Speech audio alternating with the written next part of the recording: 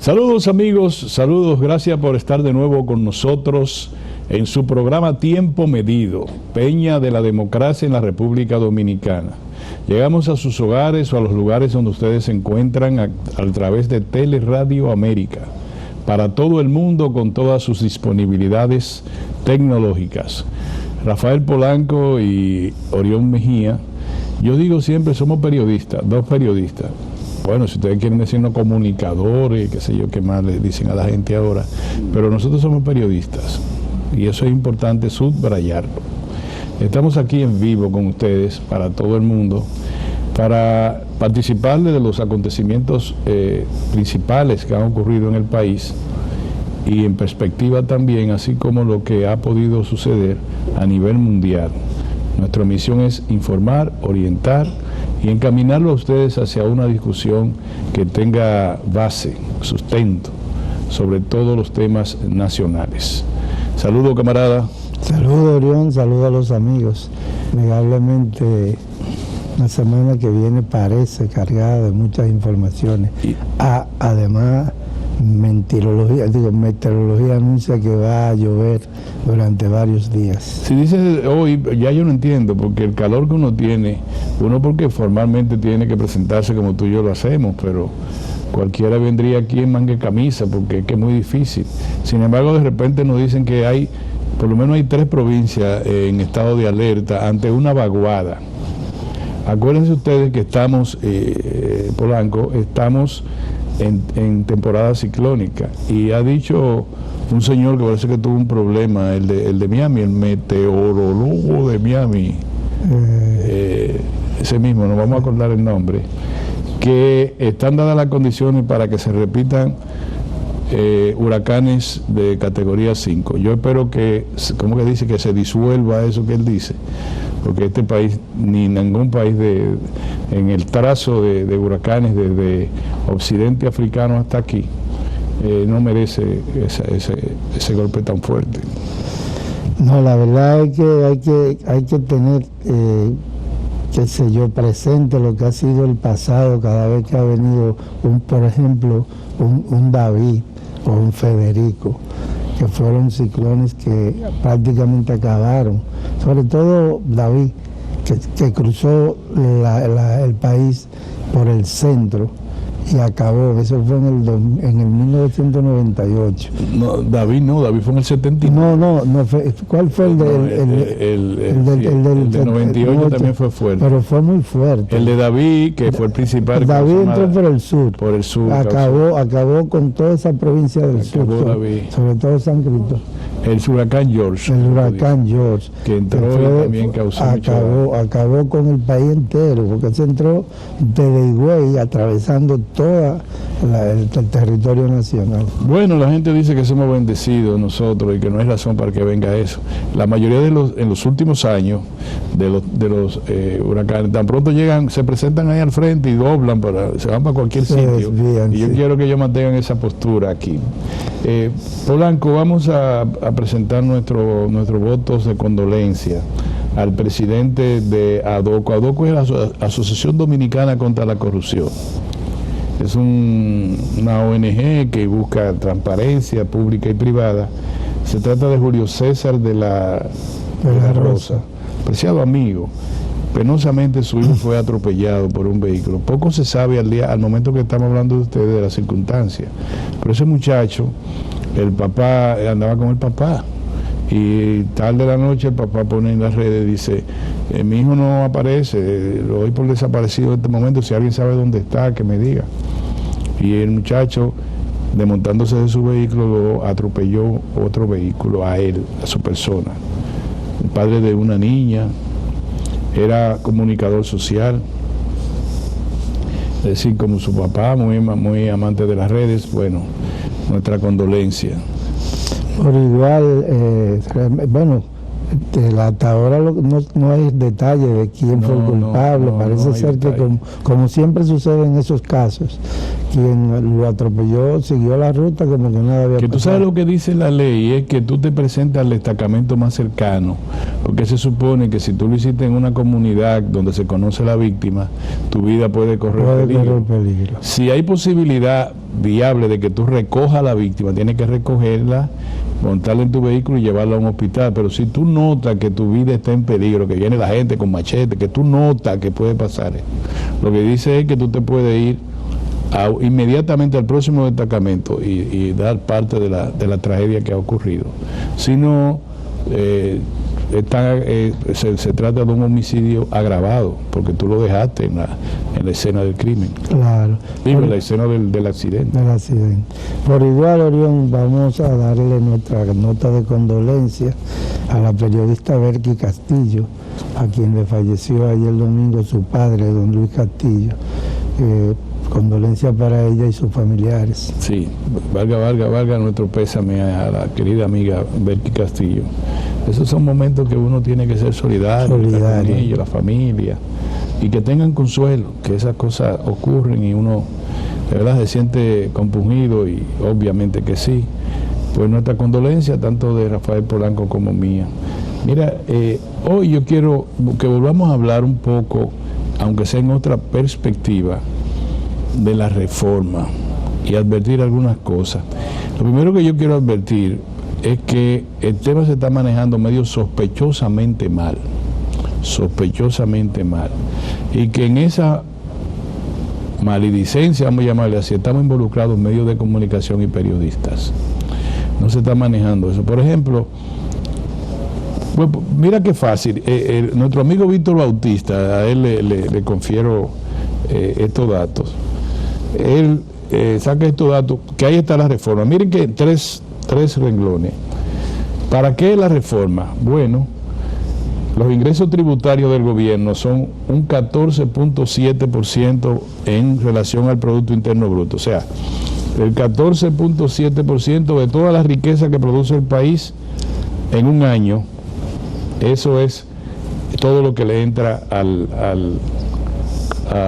Estado, al gobierno. Esos son como ahora mismo 1.000 millones, o sea, 1.400 millones y tanto. 1 billón más 400 millones, o sea, 1.000 millones de millones más 400 millones. Eso es, ¿verdad?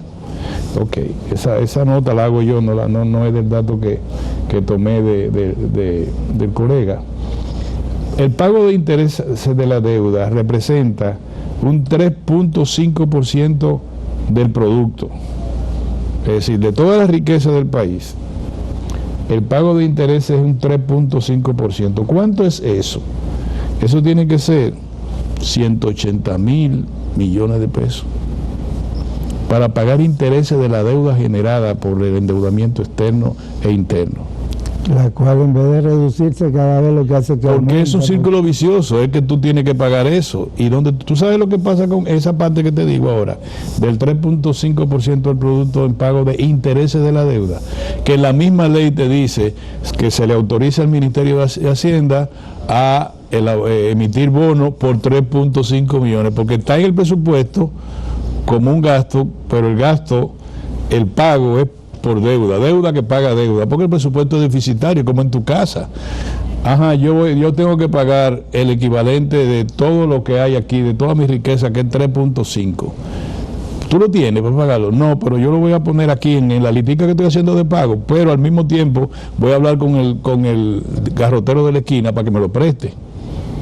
Yo se lo pago a este garrotero y el otro garrotero me paga. O sea, lo que hace es que transfiere la deuda. Exacto. Esa deuda es eterna. Con la agravante de que tú pagaste un monto X, pero ahora va a deber más, porque entonces a esa deuda que tú tomas, a ese préstamo que tú tomaste para pagar eso, se le agregan los intereses. Sí, pero tú sabes lo que pasa, cómo se disfraza. Te dice, no, nosotros estamos emitiendo bonos para cubrir el déficit fiscal. No te dicen para cubrir el déficit de la deuda solamente, sino el déficit fiscal. Pero te dicen bono, no deuda. O sea, no préstamo. ¿Qué es un préstamo? Es un bono que tú lo estás tomando para pagar los intereses de los préstamos. No, pero además es un préstamo. Pero además el bono es deuda. El bono es como que si tú te volvieras un banco y tú estás tomando préstamos a 10 años. A ver, los bonos son así. Lo importante es que son deudas. No, es que se te va a reflejar cada año, porque los intereses de esos bonos tú tienes que pagarlos todos los años. Tú le dices al garrotero de la esquina, préstame 300,000 pesos, yo te lo voy a pagar a 10 años, y yo te voy a pagar una tasa de interés de un 5% anual.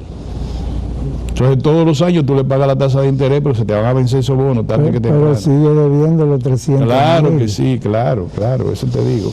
Y el otro tema es los gastos del gobierno. ¿Cuántos son los gastos del gobierno? Acuérdate que lo que le entra al gobierno es 14.7, lo que sale del gobierno es 18.8.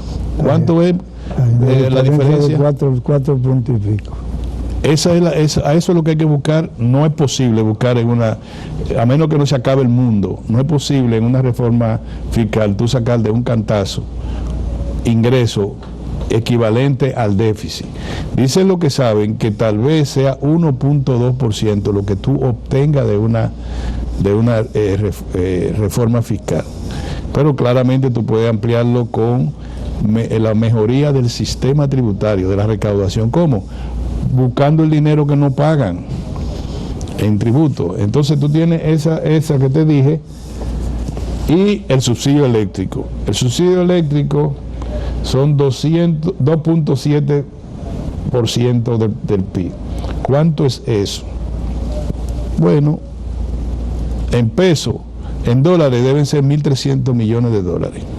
En pesos deben ser 85 o 90 mil millones de pesos, que se paga, que es la pérdida generada por las EDES, principalmente por EDESTE, también por EDESUR y por EDENORTE, pero con mayor cuantía por EDESTE. Entonces, ¿por qué no le dicen a la gente, mire señor, eso es lo que nosotros vamos a buscar? De eso no lo podemos buscar todo, nosotros vamos a buscar 1.3 o 2 puntos porcentuales en esta reforma para un poco aliviar la carga del déficit fiscal. ¿Cómo lo vamos a hacer? ¿Dónde se está educando el país sobre eso? El gobierno ha dado muestras de que no le interesa. Yo no oigo a nadie del gobierno que me haya dicho o que haya educado a la población de por qué tiene que sacrificarse para la deuda. Por ejemplo, ya sería tiempo, si es verdad que va la deuda o están esperando después del próximo gobierno, o sea, que el presidente Abinader se reinstale a partir de agosto, decirle, no es ahora que vamos a tratar eso, pero entonces lo están tratando después de un primer presupuesto que en agosto ya están revisando este presupuesto. ¿Te acuerdas que hacen una revisión de ley? Fíjate cómo tú dices, tú das la diana, como dicen los que narran asuntos de voceo. Tú das la diana al decir que en el gobierno ni nadie prácticamente está hablando sobre otro tema que no sea el de la reforma fiscal. Ya, por ejemplo, el Listín Diario tuvo una peña, un panel donde varios economistas plantearon la situación. Pero ninguno del gobierno. No, pero por lo menos la preocupación por la reforma fiscal. Ahora el periódico Hoy también habló con varios economistas sobre el tema de la reforma fiscal. Sin embargo, a nivel de Palacio, lo que importa en este momento es la reforma a la Constitución. Pero tampoco te han dicho en qué consiste la reforma a la Constitución. Dicen, aunque, por ejemplo, me pareció importante hoy oír al defensor del pueblo. Que no es un funcionario del gobierno. Pablo, no, al contrario. Es una gente. Es la contraparte. Él no es ni aliado ni contrario al gobierno, sino todo lo contrario. Sí. Entonces, decía hoy, en un programa de lo de la mañana, que cuál es el empeño en la modificación de la Constitución, pero además enfocarse en dos temas de la Constitución cuando hay una serie de cosas pendientes. Por ejemplo, yo te voy a citar 3 o 4 cositas que tienen que ver con la reforma constitucional. La reforma constitucional, ellos se enfocan en la parte de la independencia del Ministerio Público y lo que tiene que ver con el candado a la reelección presidencial. Pero resulta que la reforma del 2010 tiene pendiente una serie de leyes 17 fundamentales. 17. Porque se han aprobado varias. No, faltan 17. Faltan 17. ¿Cuáles? Por ejemplo, lo que tiene que ver con el régimen fronterizo, con lo que es la propiedad inmobiliaria en la zona fronteriza. ¿Qué se busca con eso? Evitar que extranjeros se instalen en la zona fronteriza y cuando viene a ver, utilizan eso como mecanismo para hacer todo tipo de diabluras. Está pendiente también lo que tiene que ver con una ley de indultos, una ley que regule los indultos. Aquí los indultos los hacía sobre todo en los gobiernos del doctor Joaquín Balaguer, era seguro que los 27 de febrero, los 16 de agosto y para el periodo navideño, en esas 3 épocas había indultos. En el gobierno de Hipólito lo hacían para fines de año, sí. Para Navidad solamente, decía final de año. Entonces, se fueron todos de una iglesia. Se fueron todos los presos que estaban en una iglesia, que iban a ser indultados. El presidente Hipólito dijo, no se va a indultar a nadie, porque hubo mucha queja con eso, pero se fueron todos de ahí. Eso fue. Entonces está la ley de libertad de expresión y difusión del pensamiento. La ley del referéndum. La ley del referéndum, que es importantísima, porque incluso la ley del referéndum plantea que las modificaciones a la Constitución tendrían que venir después de un referéndum, es decir, donde lo que pasó en Chile, hubo un referéndum antes de modificar la Constitución. Se ha caído 3 veces la Constitución en Chile. No, pero ya se ha caído la Constitución, pero el derecho de aprobar de modificar la Constitución. Pero lo grande del caso, hablando del caso de Chile, ¿no? ¿Cómo es posible que los chilenos sigan empecinados en defender la Constitución de Pinochet, que es la que está vigente todavía en Chile? Es la epidemia de la derecha en América Latina. Lo que tú has dicho, lo que tú has insistido mucho, no en América Latina también. No, y también en Europa. De hecho, en las elecciones europeas, la derecha avanzó. Aunque no tuvo el poder en el Parlamento Europeo, pero avanzó significativamente, especialmente en Italia, en Austria sí, y en Francia. En Francia hubo que disolver el Parlamento y convocar a las elecciones legislativas, porque la derecha ganó abrumadoramente a la señora Le Pen. Hay una Marie Le Pen. Sí. Por ejemplo, también está pendiente la ley de incentivo y promoción del deporte. Ni siquiera porque, ¿cómo se llama la jovencita? Sí, pero esas son... Marilady. Sí, la de 400 metros. Ya es el número 1 a nivel mundial. Sí, pero Polanco, esos son leyes adjetivas que complementan el mandato de la Constitución. Esta vez...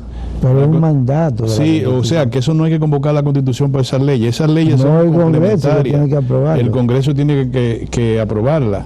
Pero el Congreso tiene la ley, el Código Penal ahí guardado, frisado, que no se encuentran que hacer con la ley del agua. La ley de agua ha rodado en ese Congreso, eso no tiene más. Entonces, lo que sí uno puede decir, Polanco, es, bueno, sí, ok, nosotros no estamos, tú y yo como ciudadanos de la República, no estamos cerrados a nada. ¿Qué ustedes quieren con la Constitución? Díganme.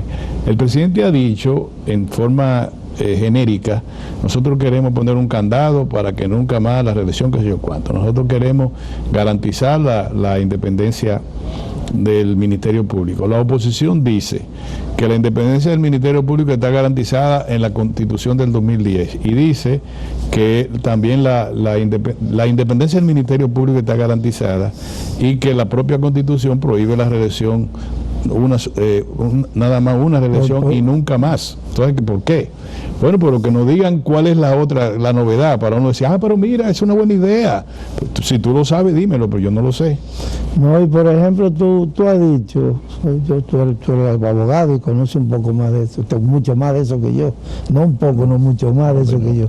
Por ejemplo, la ley 133.11, que regula, que plantea el asunto del manejo del Ministerio Público, habla incluso de autonomía económica. Todo lo dice, no, tiene autonomía presupuestaria y autonomía también de accionar, tiene, pero además ellos mismos deciden ahora le ha dado una parte del nombramiento, no la mayoría, al Poder Ejecutivo, que incluye el Procurador General. Yo muy humildemente dije, pero eso se puede hacer un arreglo adjetivo, es decir, a la ley, no a la Constitución. La Constitución es sustantivo, ¿verdad? Un arreglo adjetivo, a la ley adjetiva, si es posible. Yo no sé si eso es contrario a la ley, a la Constitución. Decir, bueno, en lo adelante que se establezca en una ley que el Poder Ejecutivo va a nombrar al Procurador General de la República y a sus procuradores adjuntos de ternas que presenten para cada caso, que presente el Consejo Nacional del Ministerio Público. Y el propio Ministerio Público se va a nombrar. Va a decir, aquí hay 3 procuradores que merecen ser procuradores generales. Polanco, pues a mí también, y Juan, ya, pero ok, se le manda eso. Uno de los 3 tiene que escoger el Poder Ejecutivo. ¿Ya? Es lo que pasa, por ejemplo, en el Congreso, cuando desaparece un legislador, el partido que postuló a ese legislador presenta una terna que se establece incluso ya como una norma en el Congreso, que el que encabeza esa terna es el que se coge, pero no es una obligación. Yo lo que creo que por qué los estrategas oficiales nos tienen a nosotros entretenidos hablando de la reforma fiscal y todavía no han puesto ningún aporte significativo. No lo ha hecho el ministro de Hacienda. Sí lo ha hecho, y eso hay que decirlo, el ministro de Economía, Pavel ha hablado mucho de eso, pero él ha hablado muy académicamente, ha sido muy académico, no ha dicho el gobierno procura, no, él dice la reforma fiscal debe ser esto, aquello y lo demás, y lo hace con un criterio muy académico, lo cual pues, nace de su propia formación. Es un gran funcionario, sin duda alguna. Y entonces él es el único, los demás están callados, esperando como que de dónde que va a venir, qué es lo que van a decir. En el ámbito legislativo dice el presidente del Senado que él propondría que la reelección sea aprobada por el 95% de los asambleístas. Y él considera que con eso es imposible hacerlo. Puede aparecer el 95%, que se compre y se vende todo. Pues no crea él que está tan seguro eso. Pero además es que, bueno, ahora, ¿qué es lo que le quiero yo decir al país y también a la oposición?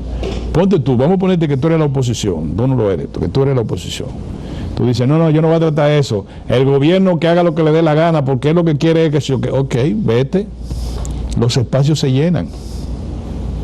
Si tú eres oposición es para que tú intervengas a favor del pueblo. Entonces no me digas que yo no voy a participar en ninguna cosa. Está bien, si tú no quieres participar, ok. Ahora, a una propuesta, que la gente diga, a mí me gusta la propuesta del PLD, a mí me gusta la propuesta de Fuerza del Pueblo, son los 2 principales, o del PRD, para poner otro, hasta del Partido Reformista, pero decir, yo no voy para ninguna parte. Bueno, ahí, si tú no vas, que ahí está la mayoría congresual.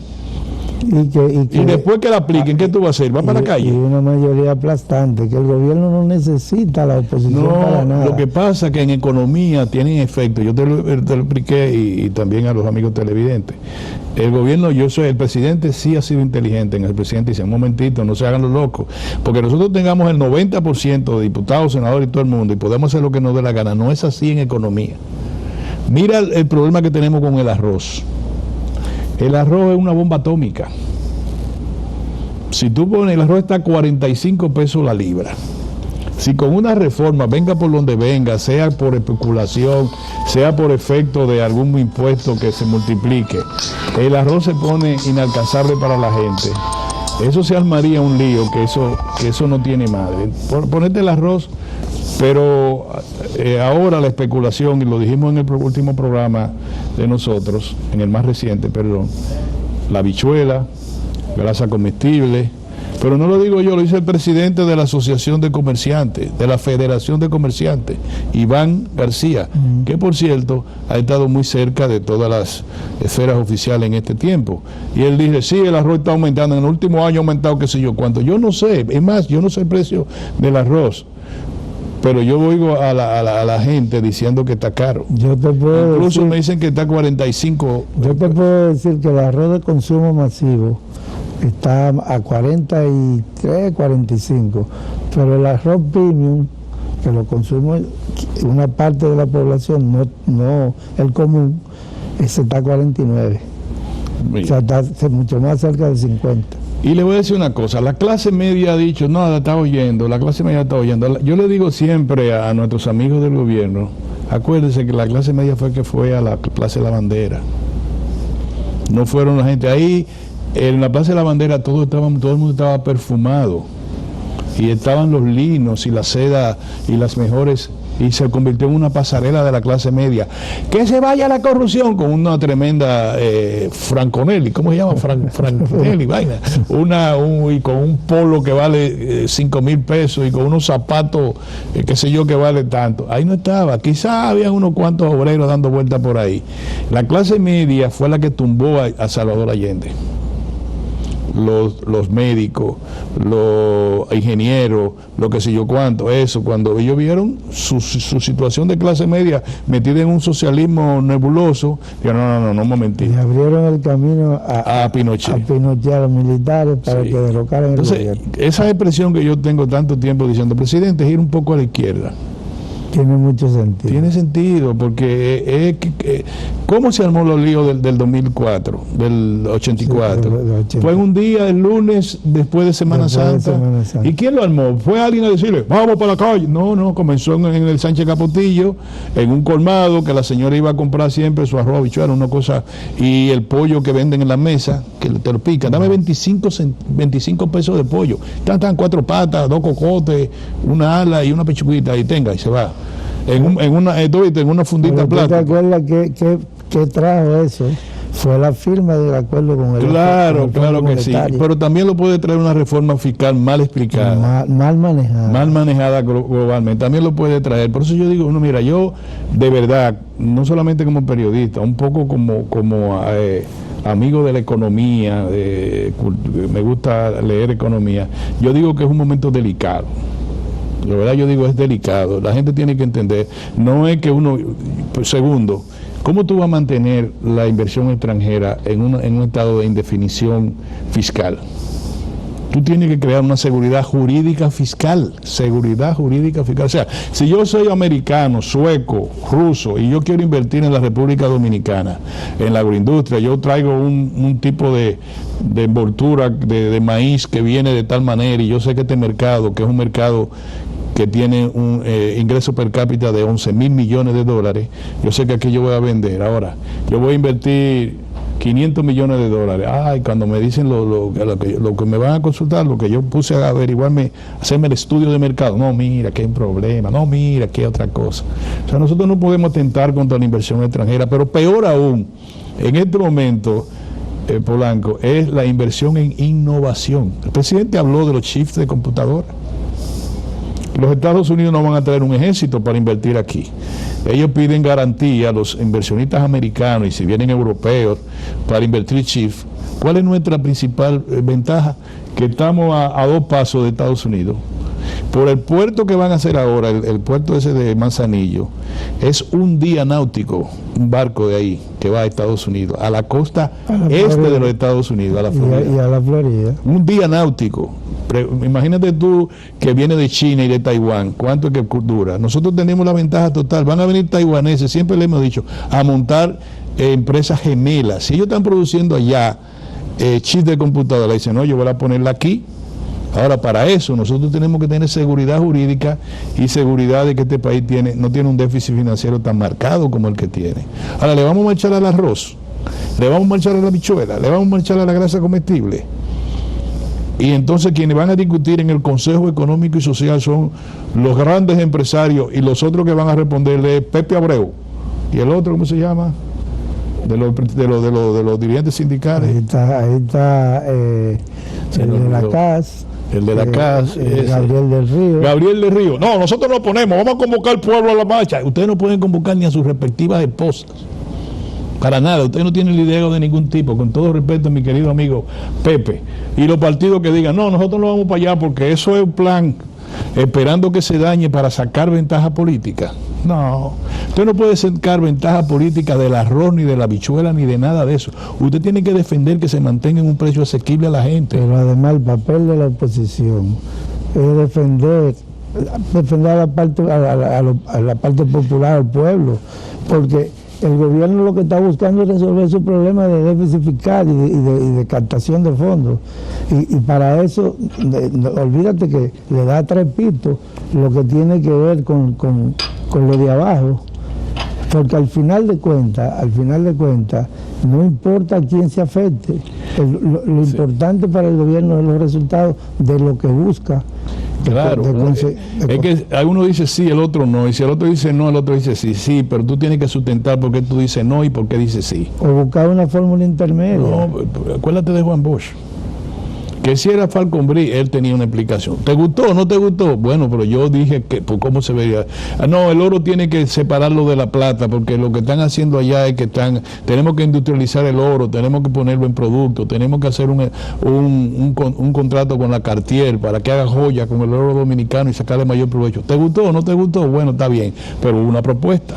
No, y por ejemplo, el empresariado tiene sus gremios, sus asociaciones, sus núcleos, y el pueblo, ¿a quién tiene? Es a los partidos. Ya yo te dije quién es. Es a los partidos. Vamos a traer a Pepe Abreu un día de esto, pero le vamos a decir dos cosas a Pepe Abreu, porque él merece que yo le diga, y tú también dos cosas. Sí, lo vamos a llamar, llámalo y dile que nosotros queremos que él venga aquí a sentarlo ahí. Vámonos a un cambio, señores, y vamos a retornar casi de inmediato.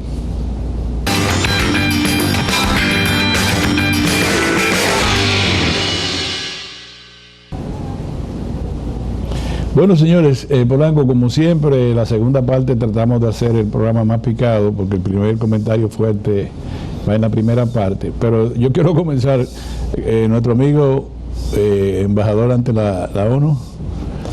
Ante la UNESCO. Ante la UNESCO. Andrés L. Mateo. Andrés L. Mateo, distinguido amigo, apreciado amigo, filólogo. En Haití, la que estaba en Haití, que era colega de Andrés L. Mateo, que hoy es la ministra de Exteriores de Haití, logró que un plato haitiano hecho a base de maíz y carne y cosas, lo declararan patrimonio inmaterial de la humanidad. Para que Andrés L. Mateo se evite diciendo que nada más está bebiendo vino bueno francés en París, que por cierto yo he ido a la delegación, a la sede de la UNESCO, que mire a ver si le ayuda a que ya tenemos la bachata, ya el merengue son patrimonios inmateriales, de verdad, culturales. ¿Tú quieres que declare el morir soñando? O la arepa o el morir soñando. Mire a ver qué él puede hacer allá para que se venga con un logro, ¿verdad? Que declaren al morir soñando. A nosotros no le decimos morir soñando, sino morir soñando. Morir soñando. El morir soñando, que lo declaren patrimonio inmaterial de la humanidad. Y como dice, mire, Polanco ha hecho una buena también, que es la arepa. La arepa sí. De maíz dominicana, ¿tú crees? Bueno, añuga un poco, pero bueno. Yo creo que lo inventan los indios.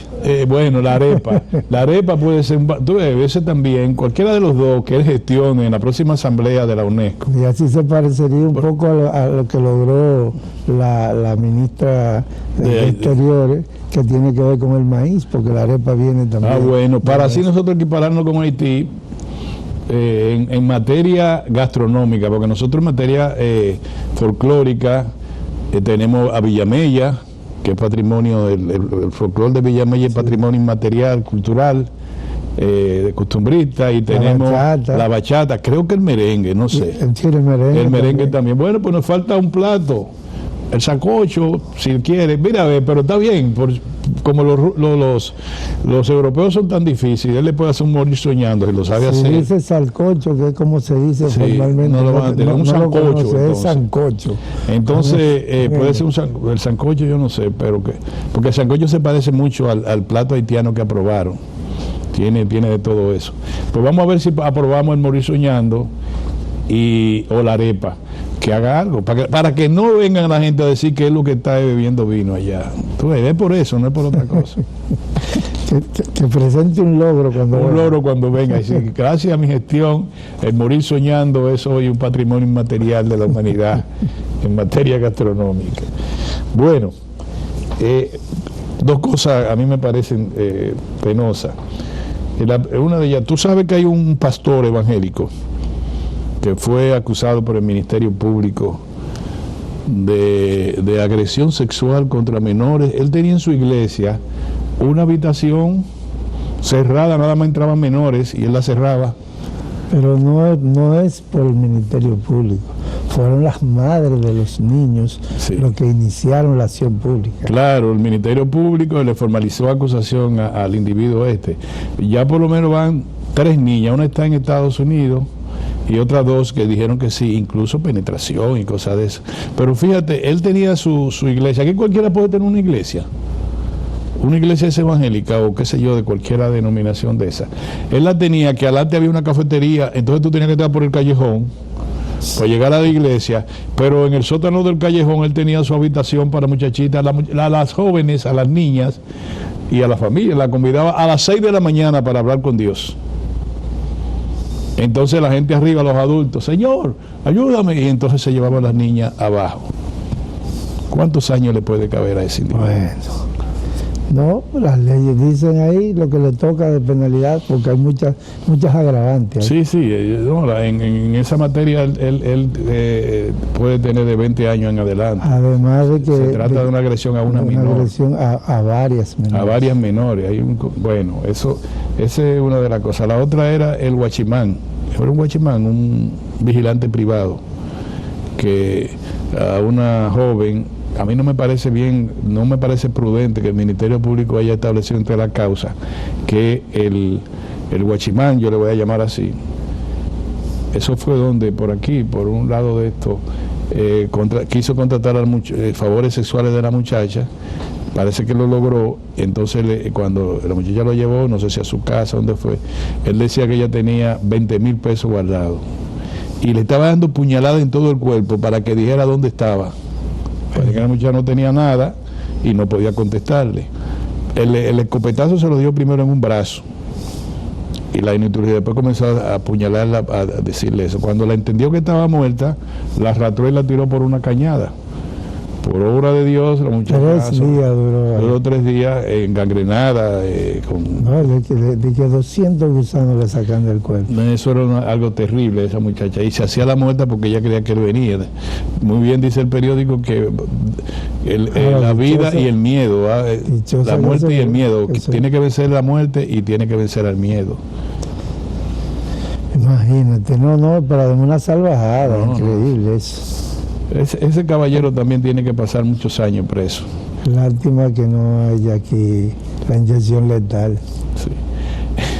Sí, es lo que se merece eso. Sí, yo vi una caricatura, Polanco, van como 53, 55 personas muertas en intercambio de disparos. Bueno, ya, intercambio de disparos. Esa cifra sí. Pero, la caricatura fue en el periódico El Día, que aparece un tipo, un gordo, rico, corrupto, parece que oficial de eso, que dice, oye, suerte que los intercambios no son, de disparos no son largos, que me alcancen a mí. Porque a todos los que matan son a delincuentes menores. A supuestos delincuentes. Como que los delincuentes de mayor marca no disparan, no se violentan con la policía, no se les paga. Pero además, fíjate que desde la primera vez que tú tocaste el tema, hace un par de semanas, hablábamos de 30, ya va por 55. Es decir, como que la cifra va aumentando muy rápidamente. Hay gente que cree que es el camino más corto para afrontar la delincuencia. Yo no creo. La indignación hace que uno diga, muy bien, cada vez que uno ve que un delincuente mata a un ciudadano, como se ven, ahora hay muchas cámaras y la gente graba.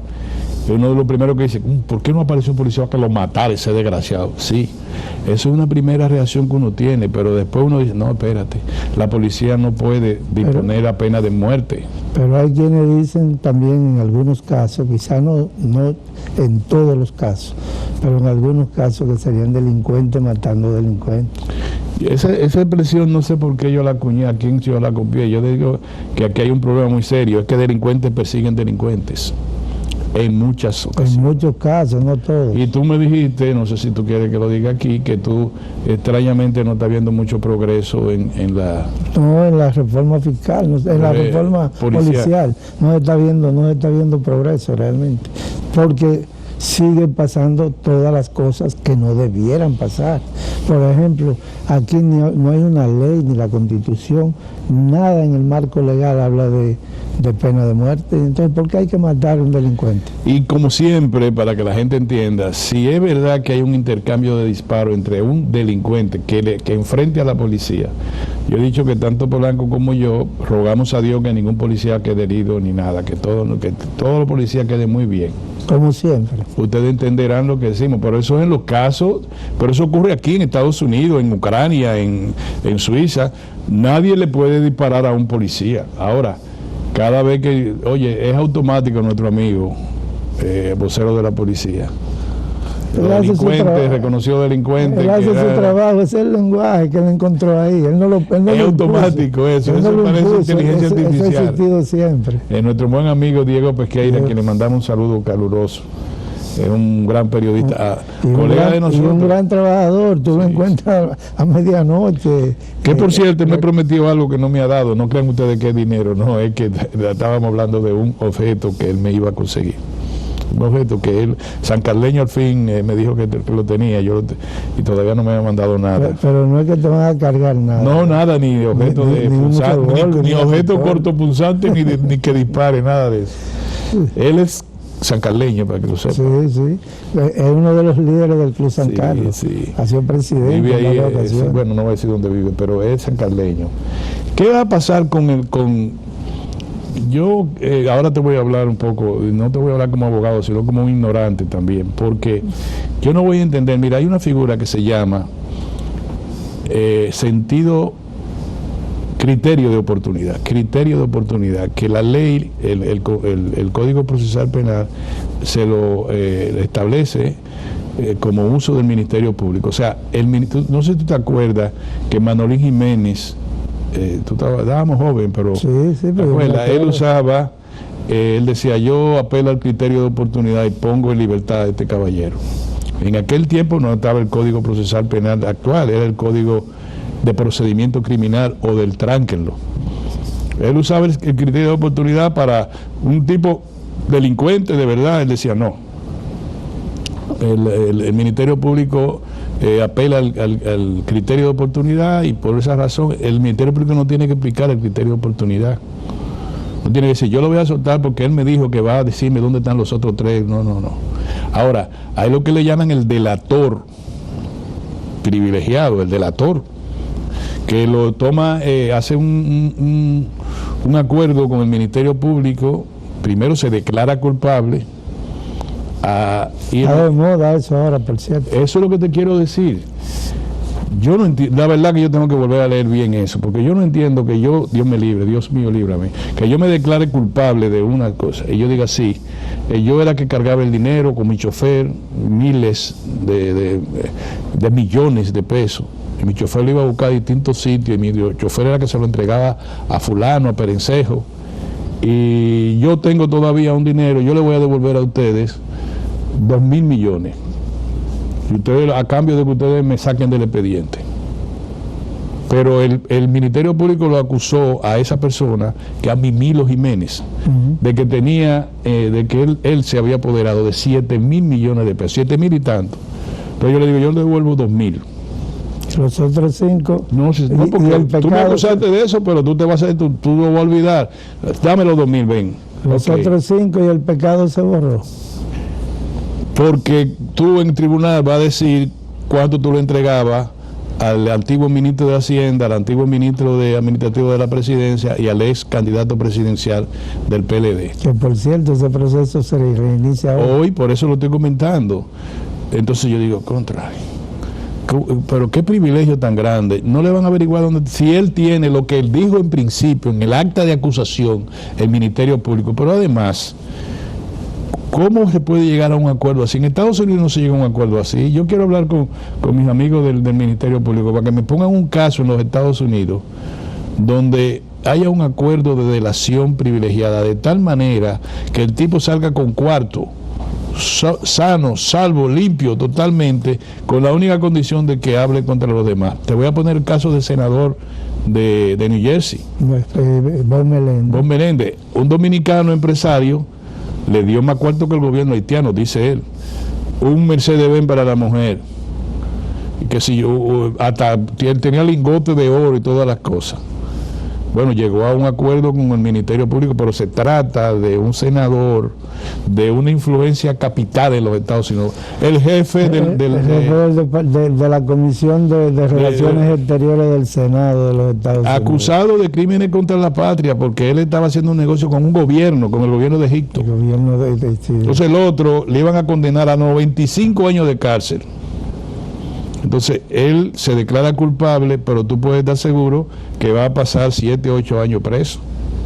Porque si este señor, Emilio, que sea, yo no sé el nombre, se declara culpable, ¿cómo es que lo sacan del expediente? Pero no está solamente ese caso, está el caso de Pagán.